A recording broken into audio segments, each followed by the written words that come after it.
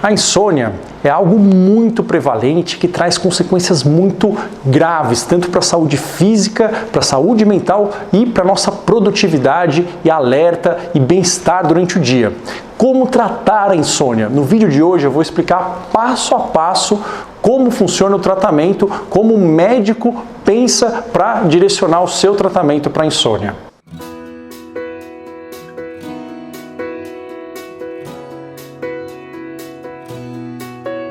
Olá, sou Marco Antônio Abud, médico psiquiatra pela Universidade de São Paulo e fundador do canal Saúde da Mente.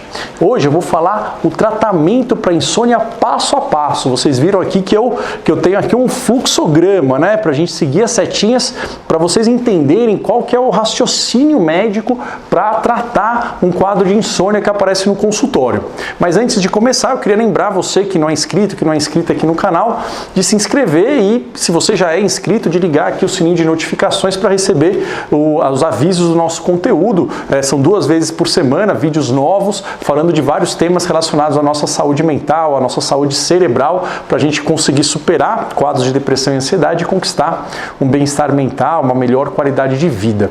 Bom, como é que funciona, né? Esse tipo de algoritmo aqui que eu fiz, na verdade é uma forma simplificada de avaliar a insônia, né? Tem vários tipos de modelos, de fluxos para avaliar a insônia. Isso daqui é uma forma simplificada que eu fiz para facilitar a explicação para vocês, mas é basicamente, né, esse o raciocínio que a gente tem que ter.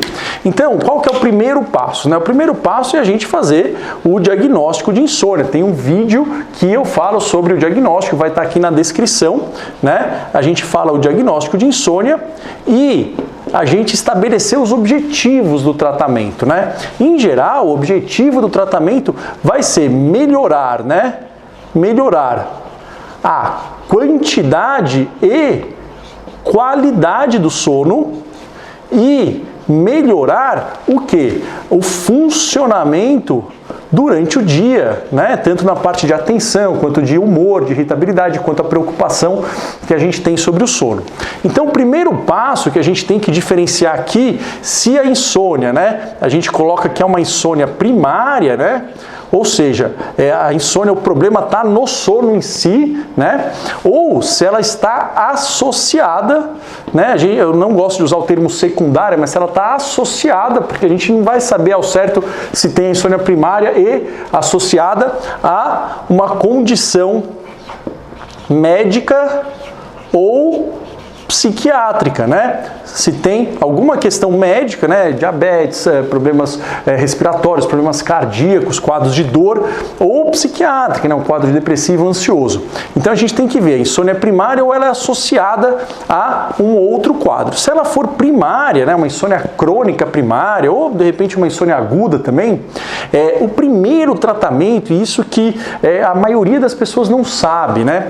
O primeiro tratamento, o tratamento padrão ouro, da maioria dos guidelines, tanto da Associação de Sono Americana quanto de outros guidelines, é uma técnica que nós chamamos de terapia cognitivo-comportamental para insônia, que é o TCCI. Quem viu meus vídeos sobre ansiedade sabe já da terapia cognitivo-comportamental para ansiedade, que é também uma terapia altamente eficaz. Para a insônia, ela é o padrão ouro e para quadros primários, em geral, ela é a primeira coisa que a gente vai tentar. Por quê? Porque ela é altamente eficaz, então tem mais de 75% de eficácia e a longo prazo ela é mais eficaz do que os benzodiazepínicos, né? Por exemplo, o diazepam, Frontal, Rivotril, para tratamento de insônia. A curto prazo ela também é muito eficaz, mas a longo prazo ela é o tratamento mais eficaz com a menor taxa de recaída de insônia. Então, ela tem que fazer parte aqui obrigatoriamente. A TCCI, você pode associar ela, se o quadro for muito impactante, ao tratamento farmacológico. Então você já pode associar isso ao tratamento farmacológico. A gente tratar só com medicação não é algo recomendável, principalmente em insônias primárias. Por quê? Porque existe o risco de dependência de algumas medicações, existem efeitos colaterais e existe o risco de recidiva, principalmente com benzodiazepínicos, né, calmantes, Rivotril, Frontal, diazepam, lorazepam. O risco de recorrência, uma vez que você para de tomar, é muito alto. E existe também com esses remédios o risco de você ter uma insônia, mesmo tomando, você fica tolerante e você acaba tendo uma insônia com o remédio e você também não consegue tirar. Não estou dizendo que o tratamento farmacológico não é importante, mas a gente associar sempre tem que ser associado com outras medidas e a principal é a TCC para a insônia. Isso não é só a higiene de sono, que muita gente ouve por aí, né? Que é, enfim, evitar café, evitar estimulante, evitar álcool, atividade física, isso é importante. Agora, só isso, sozinho, não é eficaz. A higiene de sono só é eficaz se ela for associada a outras estratégias, que aqui visa mudar o seu comportamento relacionado ao sono e visa mudar o seu pensamento, distorções cognitivas. A gente treina o nosso pensamento para mudar a nossa relação com o sono, ok?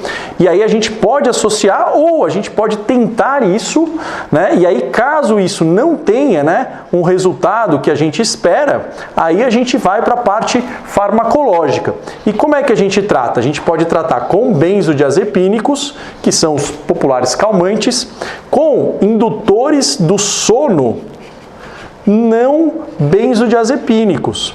Por exemplo, o Zolpidem, que é o Stilnox, Stilnox CR, o PATS, a Zopiclona, outros que também estão sendo lançados aí no mercado, são remédios que induzem o sono, depende do remédio, eles podem durar pouco tempo ou durar um tempo maior no organismo, eles têm teoricamente um risco de dependência menor do que dos benzodiazepínicos, mas tem sim um risco de dependência, muita gente, por exemplo, dependente de Zolpidem, de PATS, né? E eles podem levar alguns prejuízos de memória, de concentração, mas eles podem levar algumas alterações digamos, de comportamento pós-tomada. Então, muitas pessoas que tomam eles, tem que ter um certo cuidado, elas podem ter uma amnésia e ter comportamentos muito estranhos, né? Tem pessoas que dirigem, que falam coisas, que ligam para outras pessoas e falam coisas meio inadequadas depois de terem tomado isso daqui. São remédios eficazes, a gente pode dar, mas tem que ter cuidado. Outros remédios que são usados, antidepressivos, então tem antidepressivos que ajudam no sono, que são sedativos, amitriptilina é muito utilizada, a mirtazapina, né, que é o Remeron, o nome referência é muito utilizada, o Valdoxan, que é a agomelatina, também é utilizado. Existem então alguns antidepressivos que auxiliam no sono, a vantagem é que eles não causam dependência, não causam essas alterações cognitivas de memória e concentração a longo prazo como os benzodiazepínicos. E para algumas pessoas a gente pode associar antipsicóticos, que é um nome feio, mas são medicações que bloqueiam, né, a dopamina de uma forma geral. Os dois mais utilizados são a quetiapina, que eu já tenho um vídeo aqui no canal, e a olanzapina, mas isso para casos selecionados, e também a gente pode usar anticonvulsivantes, né, como a gabapentina e a pregabalina, que é o Lírica, né, algumas pessoas usam isso, e outras questões, né, tem a ciclobenzaprina, que é usado, que é um relaxante muscular, antihistamínicos, né, Fenergan, Dramin, remédios para alergia, né, que muita gente toma para dormir, isso a gente acaba não utilizando por muito tempo, tá? Então não faz parte dos primeiros tratamentos, tá? Os mais utilizados são esses daqui e os antipsicóticos para alguns casos específicos, ok? E se a pessoa tem uma condição médico-psiquiátrica, qual que é o primeiro passo? A gente vai tratar essa condição, a condição, né, base, Então, se a pessoa tem, né, um problema com diabetes, a insulina dela não está bem regulada, se ela tem uma hipoglicemia de madrugada, tem que tratar isso, né? Tem que dar uma olhada nisso. Se ela tem um problema respiratório, tem que tratar, problema cardíaco, né? Então a gente tem que tratar. Se ela tem um quadro depressivo e ansioso, a gente tem que introduzir um tratamento para isso. O que a gente pode fazer, e normalmente faz, é ver se a gente não tem um remédio, né, uma estratégia que trate esses quadros, mas que também ajude no sono.